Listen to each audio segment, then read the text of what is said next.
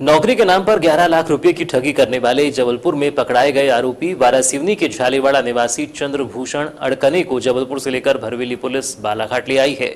Jabalpur police ने बीते दिवस जबलपुर के नेताजी सुभाष चंद्र मेडिकल अस्पताल में हंगामे के बाद नौकरी के नाम पर पकड़े गए दलाल चंद्रभूषण अड़कने को पीड़ित की मदद से पकड़ा था, जिसके बाद इस मामले में गढ़ा पुलिस ने जीरो पर कायमी कर बालाघाट पुलिस को इसकी सूचना दी थी।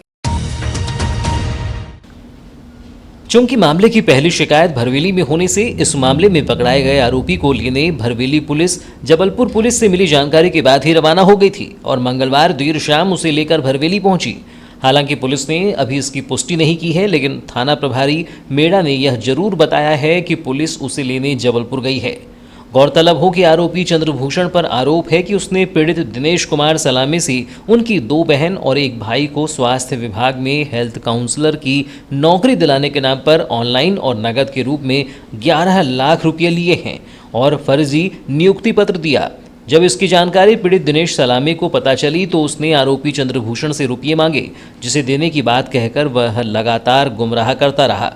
फिर रुपये लेने उसे भोपाल बुलाया, लेकिन वह वहां भी नहीं मिला, जिसके बाद उसके तामिया में होने की जानकारी मिलने के बाद पीड़ित ने अपने साथी के साथ मिलकर उसे तामिया से भरवेली थाने लाया था, जहां उसने थाना प्रभारी को इस पूरे मामले की शिकायत करते हुए कार्यवाही करने की मांग की थी। लेकिन पुलिस के सामने आरोपी ने रुपये लेना स्वीकार करते हुए आरोपी को ली गई रकम देने का वादा करते हुए बताया कि यह रकम उसने डीन और राजेश तिवारी को दी है, जिससे लेकर वह उसे वापस कर देगा, जिसके चलते भरवेली थाना प्रभारी द्वारा आरोपी के साथ पीड़ित को जबलपुर भिजवाया गया था, जहां से आरोपी पीड़ित को गुमराह करके भागने के प्रयास में था।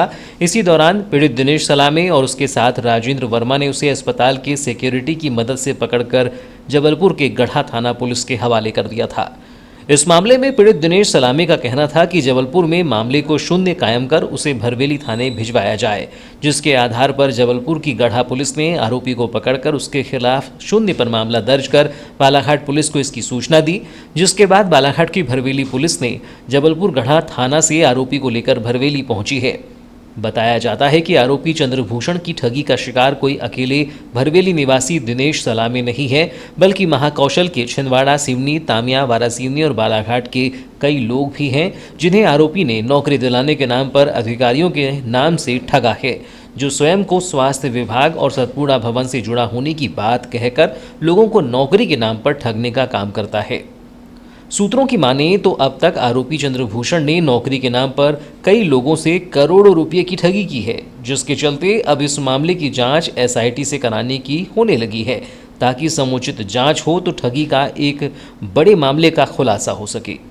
पीड़ित दिनेश कुमार ने बताया कि नौकरी के लिए फॉर्म भरने बालाघाट नेट कैफे में आई बहनों से उसका परिचय हुआ था, जिसमें उसने दावा किया था कि वह हेल्थ विभाग में हेल्थ काउंसलर के पद पर नौकरी लगा देगा।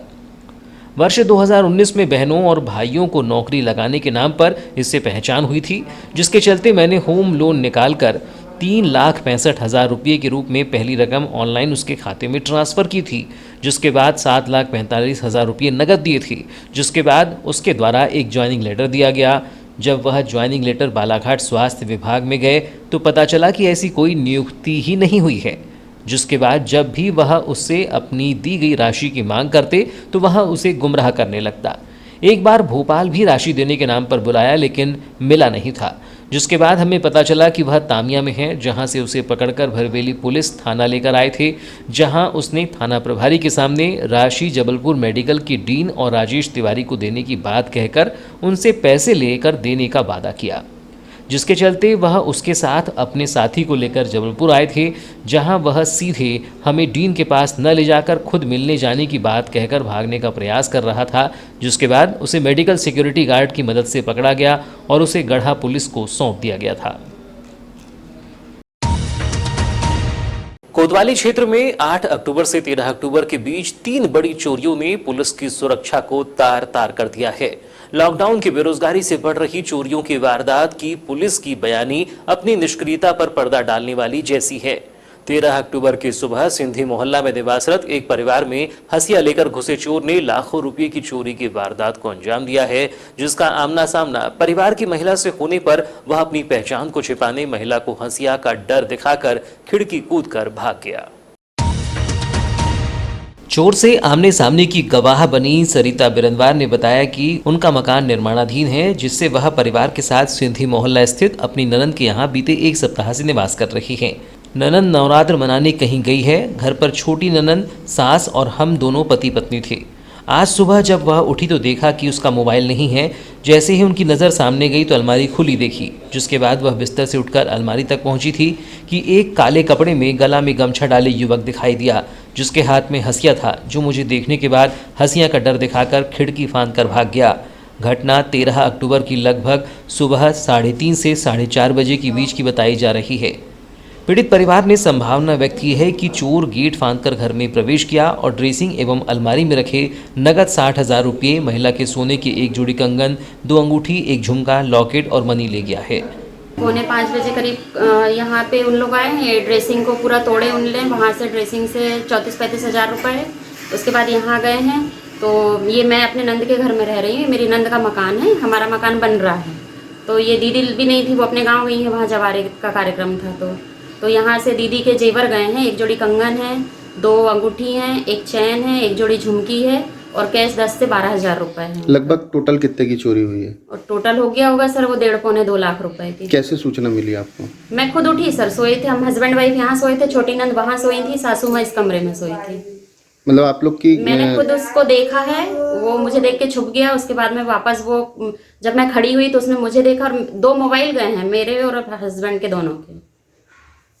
मेरा फ़ोन 18,000 का था और इनका 10,000 का फ़ोन है। लगभग कितने बजे हुई है चोरी है? 4:45 बजे। आपको कैसे जानकारी पड़ी इसकी? मेरी नींद खुली तो मैंने अपना मोबाइल ढूंढा, नहीं मिला तो मैं उठ के बैठी, मैं इधर उधर होगा करके, तो वो देखने लगी मैं। तो उसके बाद में देखने के बाद फ़ोन नहीं मिला। जब मेरे को अलमारी खुली दिखी बैठे बैठे, फिर मैं खड़ी हुई तो वो छुप गया। उसके बाद में जब मैं देखने लगी खड़े होके, उसने मुझे देखा, मैंने चोर चोर चिल्लाया, इतने भर में वो भाग गया। बाहर हंसिया पड़ा हुआ है उसका, वो मुझ पर वार करता, इसलिए मैं पीछे हट गई थी, क्योंकि उसके हाथ में औजार थे। औजार भी थे उसके हाथ में? उसके हाथ में औजार थे। कितने लोग थे लगभग? अकेला था वो, सिंगल आदमी? हाँ, ब्लैक कलर के कपड़े पहना हुआ था, गमछा डाला हुआ है उसके कंधे पे। जानते हैं आप कुछ पहचान? नहीं। अगर देखूंगी तो उसको पहचान लूंगी मैं। और 3:30 बजे मेरे भांजे ने देखा, वहाँ पे वो घर के सामने में 2 लोग खड़े हुए थे। एक ने ब्लैक कपड़े पहना था जो यहाँ आया था और एक वाइट कपड़े में था। क्या नाम आपका? सरिता बिरनवार से। पूरी चोरी की घटना में नगद एवं जेवरात मिलाकर 1.5 से 2 लाख रुपए की चोरी बताई जा रही है। घटना की जानकारी पुलिस को मिलते ही कोतवाली पुलिस अमला और फिंगरप्रिंट टीम ने घटनास्थल का बारीकी से निरीक्षण कर सरिता बिरनवार से घटना के संबंध में तफ्तीश से जानकारी ली।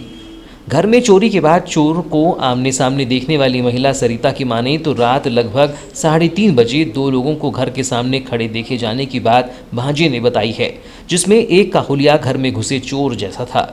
बहरहाल पुलिस के लिए बढ़ती चोरियां शर्मसार करने वाली है। जहां चोर सक्रिय हैं वहीं पुलिस निष्क्रिय नजर आ रही है। गौरतलब हो कि बीते 6 दिनों में यह चोरी की तीसरी बड़ी वारदात है, जहां से चोरों ने लाखों रुपये की चोरी की घटना को अंजाम दिया है। इससे पूर्व 8 से 9 अक्टूबर की दरमियानी रात्रि धापेवाड़ा में महिला अर्पणा के घर में चोरों ने 5 से 6 लाख रुपये, 10 से 12 अक्टूबर के दरमियानी बूढ़ी में रिटायर्ड स्वास्थ्यकर्मी महिला ध्रुपति हुमनेकर के घर से 4 लाख रुपये की चोरी और आज 13 अक्टूबर को सिंधी मोहल्ला में 1.5 से 2 लाख रुपये की चोरी की घटना हुई है, जिसके बाद पुलिस सांप जाने के बाद लाठी पीटने की कहावत चरितार्थ कर रही है।